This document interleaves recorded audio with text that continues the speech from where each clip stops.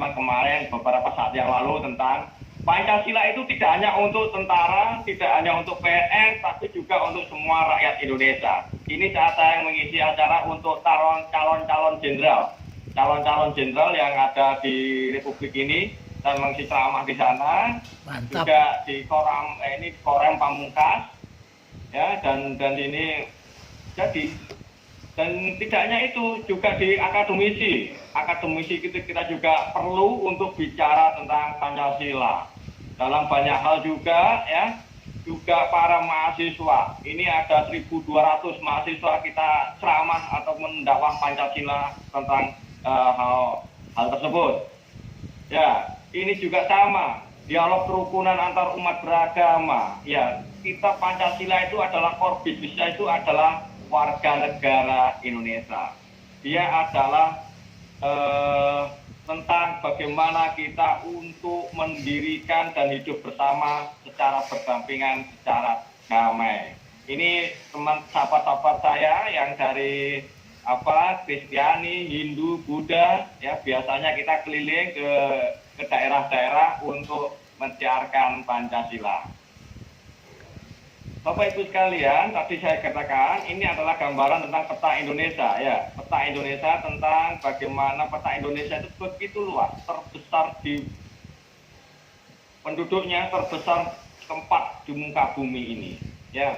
Jadi banyak negara, Australia misalkan, Australia itu hanya setara dengan Banten penduduknya, ya. Indonesia 270 juta penduduk, ini jelas tidak mudah. Apa yang bisa mempersatukan mereka itu semua? Banyak negara itu didirikan karena persamaan agama, persamaan suku, persamaan wilayah itu daratan, ya, ada banyak persamaan. Tetapi di Indonesia itu Indonesia itu didirikan bukan karena persamaan. Indonesia didirikan karena perbedaan itu, ya. Karena persamaannya apa? Persamaan senasib sepenanggungan. Saat sama-sama dijajah oleh Belanda, kolonialisme Belanda. Nah, itu persamaannya, perasaan senasib perjuangan itu. Lebih dalam itu adalah karena perbedaan-perbedaannya. Maka teman-teman, ya, mari kita tengok. Banyak negara itu hanya terdiri hanya sedikit sekali. Ya, ini saya pakai data yang agak lama. Ya, misalkan Singapura itu hanya 0,77% daripada Indonesia.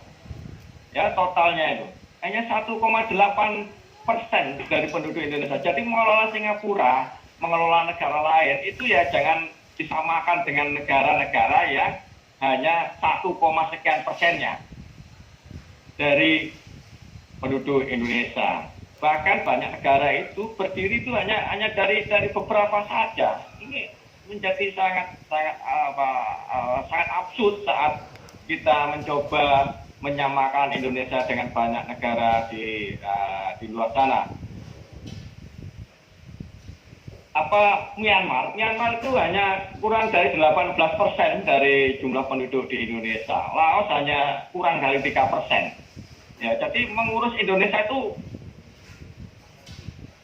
tidak mudah. Anda bayangkan ngurus Indonesia 270 juta penduduk, ya, wilayahnya juga sama. Ini wilayahnya juga ada negara itu yang wilayahnya itu hanya 21 km persegi. Anda bayangkan. Ya, negara Nauru, Monaco itu juga hanya sekitar enggak sampai 50 jiwa. 50.000 jiwa. Ya. Jumlah ini ada di benua Eropa. Itu wilayahnya hanya sekitar 2 km. Itu kalau di desa-desa kita itu wilayah itu hanya Sparta, nggak sampai satu dusun. Satu dusun itu ratusan kilometer. Apalagi yang di Papua, di Kalimantan, itu untuk satu RT itu mungkin wilayahnya juga lebih besar daripada negara kita. Ini fakta yang tidak bisa kita pungkiri. Maka saya di sini, teman-teman, ya, saya memberikan materi Pancasila Dasar Negara. Ini adalah salah satu cara kita untuk memberikan tentang pemahaman. Jadi memahami Indonesia harus mengenali siapa kita, di mana kita hidup, di mana kita tinggal, di mana kita mencari makan, di mana kita mencari istri, menumbuh besarkan anak dan macam-macamnya. Maka kenapa Pancasila menjadi dasar dan kenapa hari ini adalah hari libur? Saya akan mencapai sebuah lintasan sejarah. Ya, lintasan sejarahnya adalah 18 Mei itu dibuka yang namanya sidang BPUPK. Ya, yang benar itu memang sidang BPUPK tanpa I, ya, tanpa I. BPUPK, Badan Persiapan Usaha Kemerdekaan. Ya, Badan Penyelidik Usaha Persiapan Kemerdekaan. Tidak ada kata Indonesia. Kenapa? Karena ini diambil dari bahasa Jepang. Dalam bahasa Jepang itu disebut Doguruji Junbitsu Sake. Tidak ada kata Indonesianya. Karena Indonesia itu adalah identitas politik. Bagi orang-orang Belanda, bagi orang-orang yang menduduki Indonesia, Indonesia itu adalah diksi politik. Karena wilayah Indonesia dulu disebut sebagai Hindia Belanda.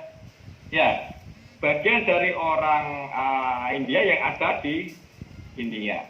Bagian wilayah orang-orang Eropa yang ada di India. Karena itu disebut Hindia Belanda. Maka pemilihan diksi tentang Indonesia itu adalah maut, diksi politik. Karena dia memberikan sebuah imajinasi sebuah wilayah. Anda tahu yang namanya wilayah. Wilayah itu adalah syarat berdirinya negara. Ya, wilayah itu adalah syarat berdirinya. Maka ya, yang